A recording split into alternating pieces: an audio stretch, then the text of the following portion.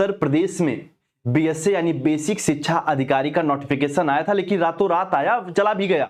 रिंकू सिंह है जो पेशे से क्रिकेटर बताए जा रहे हैं, इनको बीएसए जैसी पोस्ट दे दी गई, ऑफर में बिल्कुल दे दी गई। और जो बच्चे लगातार बीएसए जैसी जॉब को अपना ड्रीम जॉब मान के बैठे हैं, तैयारी कर रहे हैं, बिल्कुल बिल्कुल दिन रात मेहनत कर रहे हैं, उनके मुंह पे तमाचा है।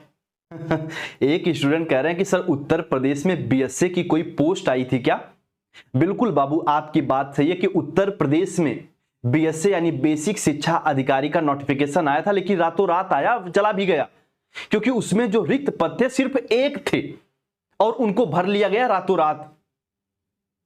बिल्कुल बात सही है। और जितने बच्चे, चाहे वो इलाहाबाद में तैयारी कर रहे हो, बनारस में तैयारी कर रहे हो, या फिर किसी भी जिले में तैयारी कर रहे हो, उनके मुंह पे तमाचा है ये। बीएसए जैसी सबसे महत्वपूर्ण जॉब को एक ऐसे व्यक्ति को दे दी गई जो ना तो बीएड किया है, यानी मिनिमम से मिनिमम क्वालिफिकेशन को भी नहीं कंप्लीट किया है। बेसिक शिक्षा अधिकारी, अच्छा सबसे पहले बीएसए में भर्ती होते हैं, उनको काम क्या करना होता है? तो जो प्राथमिक विद्यालय होते हैं उनकी देखरेख करना, उनका निरीक्षण करना, अध्यापकों से जवाबदेही लेना। और इतनी महत्वपूर्ण जॉब एक ऐसे व्यक्ति को दे दी जाती है जो ना तो बीएड किया है, यानी मिनिमम से मिनिमम क्वालिफिकेशन को भी नहीं कंप्लीट किया है। वो खिलाड़ी है तो उसको जॉब ऑफर कर देंगे, वो भी शिक्षा से जुड़ी हुई। आप इमेजिन करिए कि आखिर हमारे भारत व उत्तर प्रदेश में शिक्षा का स्थिति कैसी की जा रही है। बिल्कुल सोची समझी साजिश लग रही है ये। रिंकू सिंह है जो पेशे से क्रिकेटर बताए जा रहे हैं, इनको बीएसए जैसी पोस्ट दे दी गई, ऑफर में बिल्कुल दे दी गई। और जो बच्चे लगातार बीएसए जैसी जॉब को अपना ड्रीम जॉब मान के बैठे हैं, तैयारी कर रहे हैं, बिल्कुल बिल्कुल दिन रात मेहनत कर रहे हैं, उनके मुंह पे तमाचा है। अभी आप देख रहे हैं कि इलाहाबाद में लगातार बच्चे धरना दे रहे हैं, प्रदर्शन कर रहे हैं, लेकिन उनके लिए कोई नोटिफिकेशन नहीं आ रहा है शिक्षक भर्ती से संबंधित। और किसी भी ऐसे व्यक्ति को गंभीर से गंभीर जो पोस्ट है, संवेदनशील जो पोस्ट है, वो ऐसे ऑफर में दे दी जा रही हैं।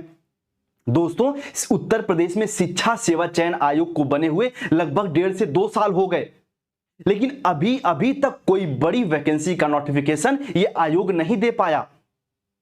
यहां पे गलती ज्यादा आयोग की भी नहीं है, क्योंकि आयोग को जो कंट्रोल करते हैं वो अभी इनको ऑर्डर ही नहीं दे रहे हैं कि आप नोटिफिकेशन निकालिए। ये तो हाल हमारे उत्तर प्रदेश की शिक्षा की है।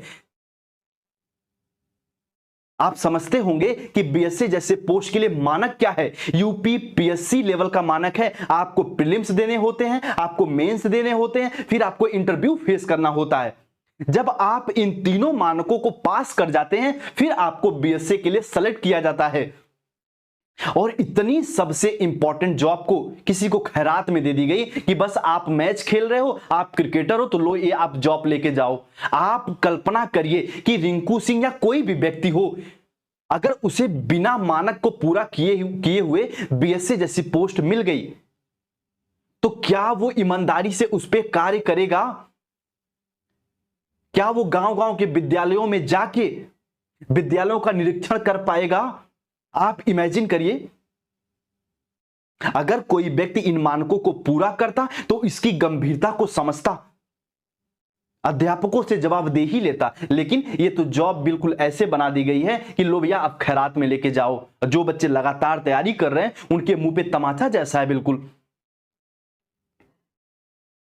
हम सरकार और पूरे प्रशासन से, खासकर शिक्षा सेवा चयन आयोग से कहेंगे कि आप लोग अपने कार्यों में थोड़ा तीव्रता लाइए।